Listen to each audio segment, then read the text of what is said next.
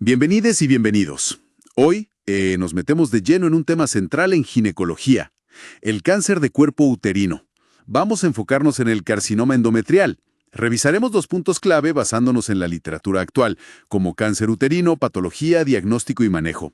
Nos centraremos en lo esencial, qué es, sus tipos, factores de riesgo, también los protectores, cómo se detecta y, claro, qué define el pronóstico. Hay que decir que es el cáncer ginecológico más frecuente en países de altos ingresos, así que, bueno, entenderlo bien es fundamental. Vamos a desglosar los aspectos cruciales. Para empezar, el tipo más común es el adenocarcinoma de endometrio.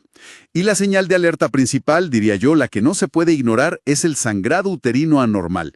La buena noticia, y esto es importante, es que si se detecta a tiempo cuando está solo en el útero, la supervivencia a 5 años es alta, supera el 90%. Exacto. Y para, digamos, ponerlo en perspectiva, afecta a casi el 3% de las mujeres en Estados Unidos. Es el cuarto cáncer más común allí.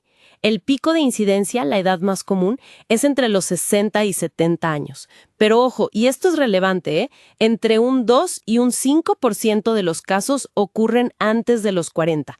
Y otro dato, su incidencia está aumentando. Parece que esto va de la mano con, mayores tasas de obesidad, cambios en cómo se usa la terapia hormonal, menos progestinas y también más diabetes. Es interesante. Y para entenderlo mejor, se suele hablar de dos grandes categorías, ¿verdad? Por un lado, las formas que son menos agresivas, que son la mayoría, un 80% más o menos, son las llamadas endometrioides de bajo grado, FIGO 1 y 2. Y estas suelen estar relacionadas con la exposición a estrógenos, lo que antes se llamaba, creo, tipo 1. Y en el endometrioide, pero de alto grado, el G3, y otros tipos histológicos como el seroso o el de células claras. Estos generalmente no están tan asociados a estrógenos y se corresponden con lo que antes era el tipo 2. Tienden a tener peor pronóstico, lamentablemente. Has mencionado la relación con los estrógenos varias veces. ¿Podemos profundizar un poco ahí, en los factores de riesgo? Parece que la exposición crónica a estrógenos sin la oposición de la progesterona es como la pieza clave. Correcto, totalmente. Piensa en el estrógeno como si fuera un fertilizante para el endometrio. La progesterona normalmente lo contrarresta, lo frena. Si hay mucho estrógeno circulando sin ese freno de la progesterona, el riesgo sube. Y esto puede venir de fuentes externas, como la terapia de reemplazo hormonal solo con estrógeno o el tamoxifeno. El tamoxifeno que se usa en cáncer de mama. Exacto, que actúa como estrógeno en el útero. O puede ser por fuentes internas, endógenas. Por ejemplo, la anovulación crónica, como en el síndrome de ovario poliquístico, o en la transición a la menopausia.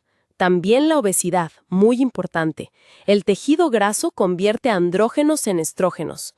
O incluso tumores de ovario, que secretan estrógeno. Entendido. O sea, mucho estrógeno sin control.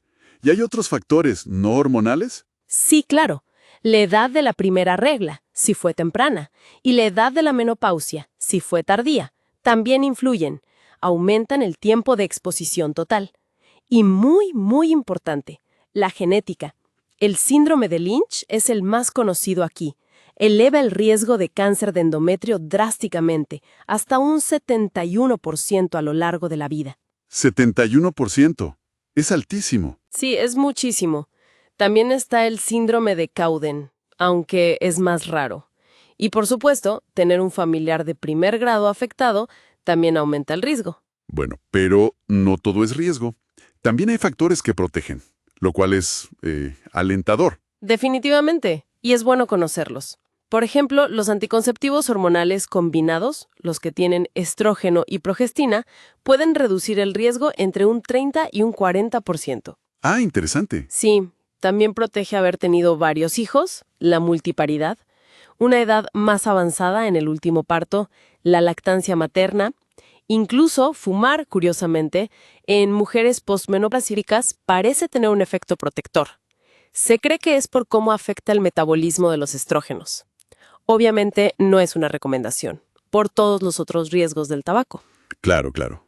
Y el DIU de cobre también se ha asociado a un menor riesgo. Perfecto. Volvamos a la detección. Mencionamos el sangrado uterino anormal, el SUA.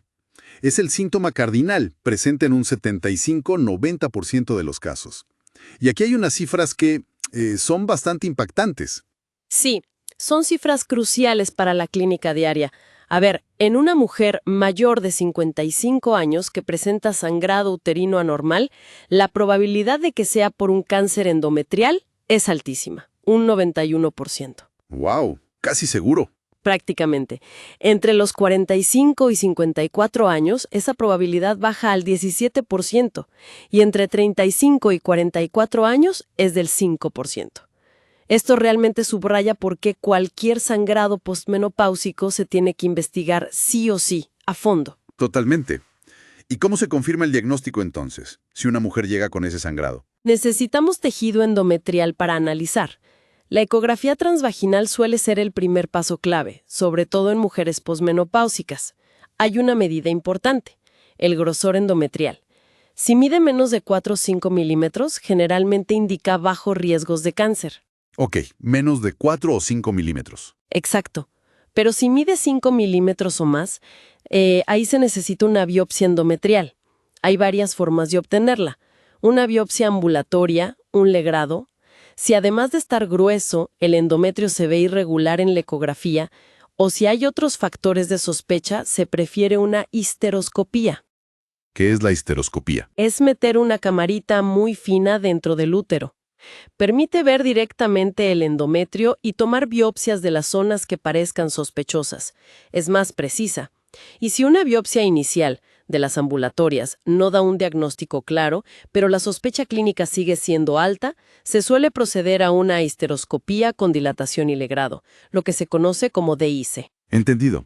Es un proceso escalonado, parece. Sí, se va de lo menos invasivo a lo más, según la necesidad. Vale. Una vez que tenemos el diagnóstico confirmado, ¿cómo se clasifica? Esto es clave para el tratamiento y el pronóstico. Claro, se usan varias piezas de información importantes. Primero, el tipo histológico, o sea, qué tipo de célula es. El más común es el endometrioide, pero hay otros como el seroso, células claras. Segundo, el grado histológico. Va de G1 a G3. G1 son células que se parecen más a las normales, G3 son las más indiferenciadas, más agresivas, digamos. Y tercero, el estadio, que se basa en el sistema FIGO, que es paralelo al TNM. Evalúa la extensión del tumor, el tamaño T, si ha afectado los ganglios linfáticos N y si hay metástasis a distancia M. O sea, tipo, grado y estadio. ¿Y qué nos dice todo esto sobre el pronóstico de la paciente? Pues nos dice muchísimo. El pronóstico depende fuertemente de esa combinación, estadio, grado y tipo histológico. Por ejemplo, los cánceres tipo 1, que son los endometrioides, G1 y G2, si se detecten en etapa temprana, estadio 1, tienen un pronóstico excelente. Como decíamos, más del 90% de supervivencia a 5 años. En cambio, los de alto grado, G3, o los tipos no endometrioides, que llamábamos tipo 2, serosos, células claras, tienen peor pronóstico, incluso si se detectan en etapas tempranas.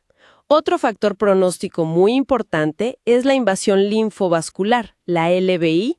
Si el cáncer ha invadido pequeños vasos sanguíneos o linfáticos dentro del útero, eso empeora el pronóstico porque aumenta el riesgo de diseminación. Y ahora he oído que hay una capa adicional de información. Algo más nuevo, la clasificación molecular. ¿Qué aporta esto? Sí, eso es un cambio de paradigma relativamente reciente y muy importante. Más allá de mirar las células al microscopio, ahora se analiza el ADN del tumor. Se han identificado 4 grupos moleculares principales.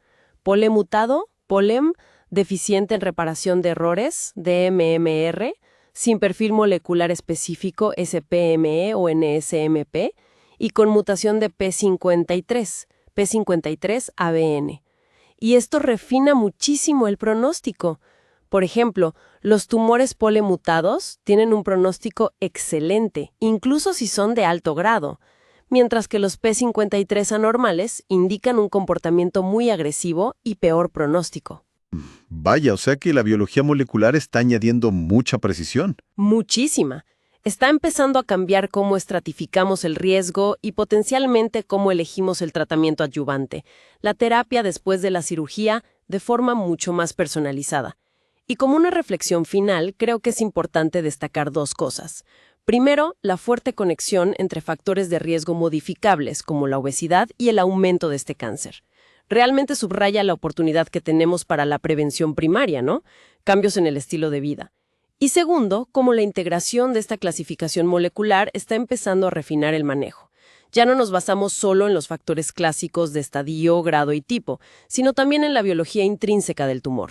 Definitivamente, comprender todos estos elementos desde los factores de riesgo como la exposición a estrógenos y el síndrome de Lynch, los factores protectores, la importancia crítica del sangrado uterino anormal, sobre todo después de la menopausia, y ese umbral clave de 4 o 5 milímetros en la ecografía, y cómo el estadio, el grado, el tipo histológico y ahora la biología molecular definen el camino, es absolutamente vital. Esperamos que este análisis detallado, esta conversación sea de gran ayuda para entender mejor esta patología tan relevante.